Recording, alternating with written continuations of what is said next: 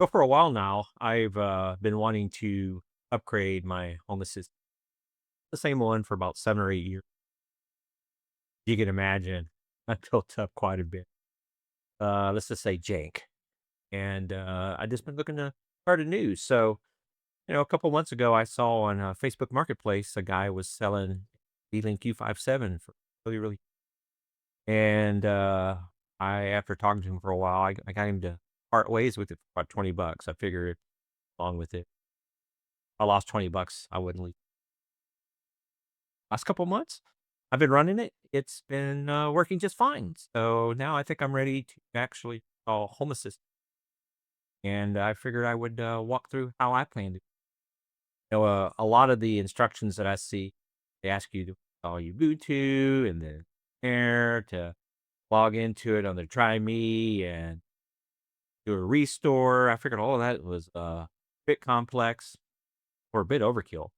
Reality, all you really, really need, for me, since I'm gonna be installing this on 2 drive.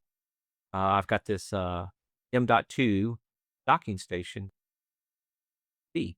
So I'm going to skip a lot of that steps that the formal instructions ask you to do, and I'm just going to write the OS2.2, call it, go.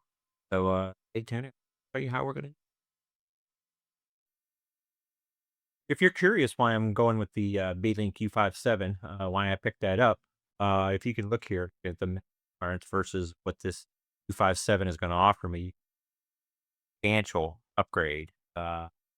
My Raspberry Pi is covered the minimal requirements, so B-Link is going to offer me a lot of runway over the next several years before I'm hopefully before I'm ready to do. I'm really excited to see how much more faster this thing operate with my current setup. So if you're looking to do something very similar to what I'm going to be doing, a little bit of prep work that do beforehand, and that is one, you're going to need an imaging tool. For me, I'm gonna be using Alina Etcher to do this, and there's a few things in the BIOS of the mini PC that you're gonna be using, whatever you if it's PC based, right? So first thing you gotta do, you gotta disable a secure boot.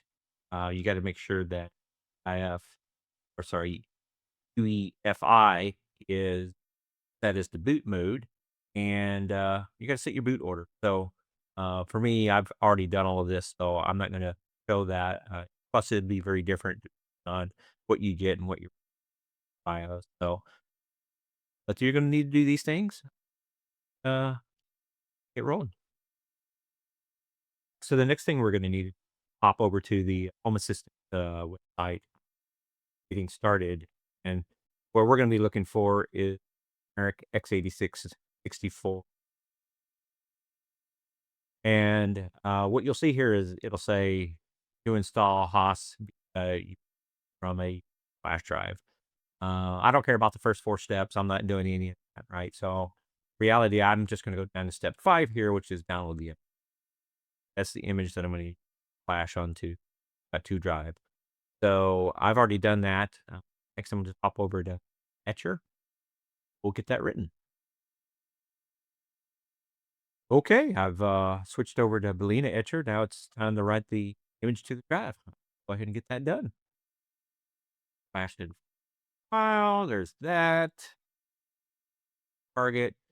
It's going to give you a warning about a large drive and you're selecting a if you see I'm looking for part one like that.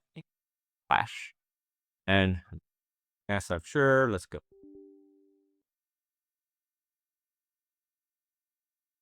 Here we go.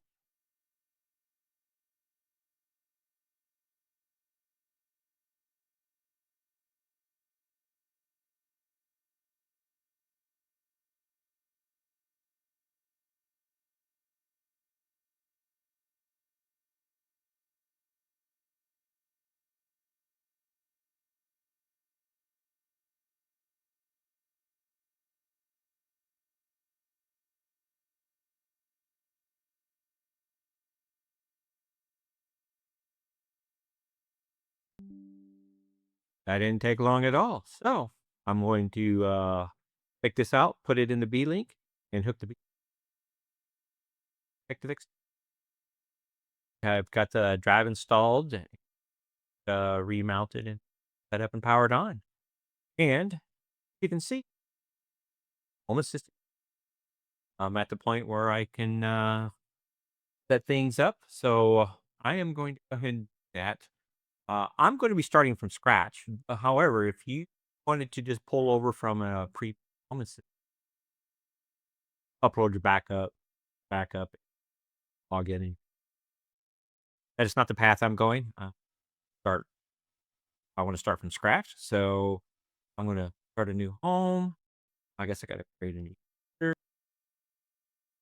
Okay, now that I created the user and information, see, I'm now at the dashboard, and you can see Blade. So exactly what I wanted. Now I'm going to go ahead and install a few things that is going to be needed just to help with the configuration as I can. So go ahead and do that one very first. I that do app for is H. We're going to ever need command line, and I can already tell you that I am going to need to get in there and set a few things I can't do. Just for example, here I'm going to hop over to check KVM, and if you look at the console, you'll see that I'm getting error 0.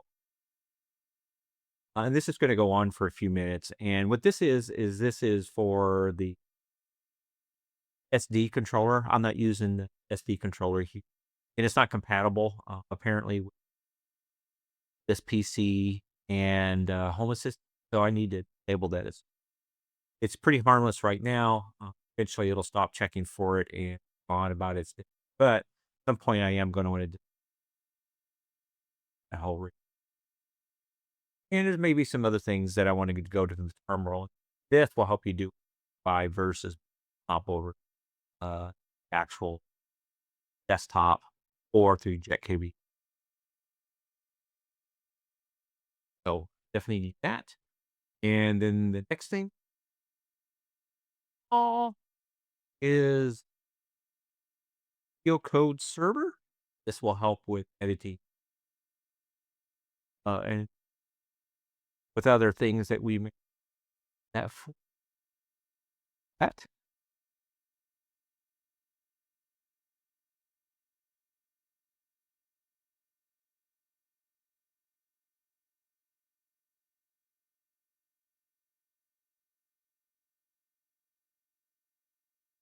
And finally, so Home Assistant comes with SQLite as default database.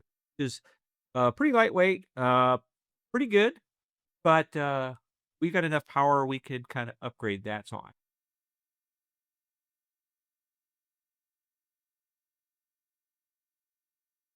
add and all that.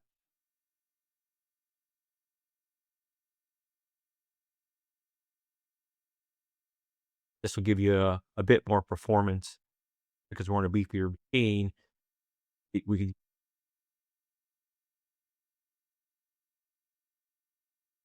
before we get going here. I need to configure that offline here. Right back. Okay, I'm back. So MariaDB is set up, and configured, it's running. Like it has any errors or so. Now I'm ready to roll. I've got my Home Assistant. I got a blank install Home Assistant ready to start configuring parts can hit. Uh, that's what I'll start doing coming week. So if you'd like to see where I'm headed with this, like and subscribe. We'll catch you in the next one. Thanks all.